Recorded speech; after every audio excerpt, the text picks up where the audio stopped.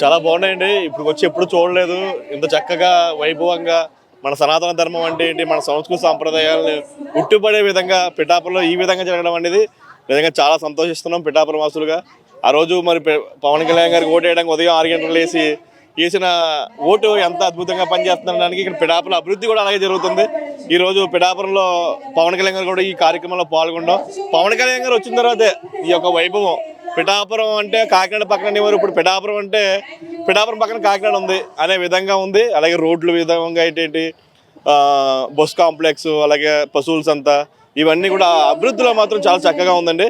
అయితే మా వాళ్ళందరి యొక్క బాధ ఏంటంటే, మామూలుగా ఏదైనా ఎమ్మెల్యే అయితే వెళ్ళి పలకరించి ఆయనతో ఒకసారి పట్టుకుని ఫోటో తీసుకుంటాం అనే విధానంగా ఉంది. ప్రజలందరికీ కూడా ఒకటే చెప్తున్నాం, ఇక్కడ వాసులుగా మన ఊరు ఒక 50 సంవత్సరాల నుంచి ఏ స్థితిగతులు అయితే ఉండిపోయిందో ఆ అభివృద్ధి అంతా కూడా ఇప్పుడు జరుగుతుంది. టెంపుల్స్ కూడా నిధులు కేటాయిస్తున్నారు. మన శివాలయంకి అయితే ఏంటి, మనకు శ్రీపాద వల్లభుడికి, అలాగే జయ గణేష్ స్వామి ఆలయానికి కూడా ఆయన వచ్చిన తర్వాతే అన్ని డెవలప్మెంట్లు అడిగింది. అదే మా తరపు నుంచి ముఖ్యంగా విన్నపం ఏంటంటే, పిఠాపురంలో కుంతి మహాస్వామి యొక్క చరిత్ర వేల సంవత్సరాల చరిత్ర, ఆ కోనేరు మాత్రం ఉండిపోయింది. అలాగా అన్ని డెవలప్మెంట్లు జరుగుతున్నాయి, కానీ ఆయన గురించి, ఆ కోనేరు గురించి ఏ నాయకుడు కూడా పవన్ కళ్యాణ్ గారికి చెప్పకపోవడం అనేది బాధాకరంగా ఉంది. మీ మీడియా ద్వారా పవన్ కళ్యాణ్ గారికి పిఠాపురం నడుబడిలో ఉన్న కుంతి మహాస్వామి కోనేరు అభివృద్ధి చెందితే ఆయన పేరు చరిత్రలో సిధాపలకాలుగా ఉంటాయి. అలాగే అన్ని మతాలను గౌరవించే వ్యక్తి, అన్ని కులాలను కూడా తన కుటుంబ సభ్యులుగా హక్కును చేర్చుకుని తన కుటుంబమే అనుకుని అన్ని కులాలను కూడా చక్కగా చూస్తున్నారు. ఇక్కడ ఏ గొడవలు కూడా లేవు.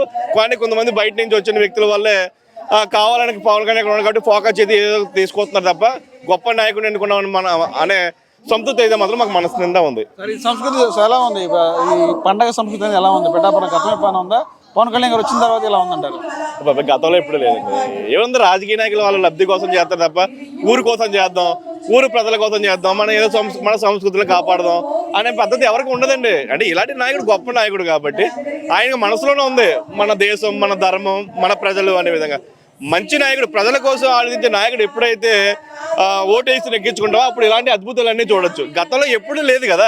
ఏదైనా ఉంటే పనికి మన డ్యాన్సులు, లేకపోతే అసలు నృత్యాలు, లేకపోతే అంటే ఓటర్ని అలా అది చేయడానికి ఎరికించి మద్యం పెట్టి పనికి మన అతలకి తయారు చేయడం తప్ప ఒక అందమైన సంస్కృతి మనది, మన దేశ సంపద, మన సంస్కృతి, మన చరిత్ర, ఒక గొప్పతనం చూపించే నాయకుడు ఎప్పుడు లేడండి. పవన్ కళ్యాణ్ గారు రావడం వల్ల పిఠాపురానికి ఒక వైభవం వచ్చింది. పిఠాపురం రాష్ట్రంలోనే, పిఠాపురం ఎక్కడంటే పవన్ కళ్యాణ్ గారు సొంత ఊరు అనే విధంగా పిఠాపురం అయితే జరుగుతుంది. ఈ సాంస్కృతిక కార్యక్రమం 3 రోజులు జరగడం అనేది చాలా సంతోషంగా ఉంది.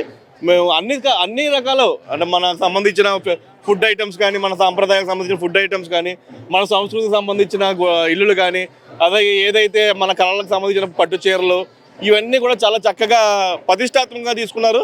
చాలా చక్కగా ఉంది. ఏది చిన్న లోటుపాటు ఉండొచ్చేమో, కానీ కార్యక్రమం చాలా అద్భుతంగా వైభవంగా ఉంది. నిజంగా పవన్ కళ్యాణ్ గారికి ఓటు వేయడం అనేది నిజంగా మేము కూడా చాలా అదృష్టంగా భావిస్తున్నాం.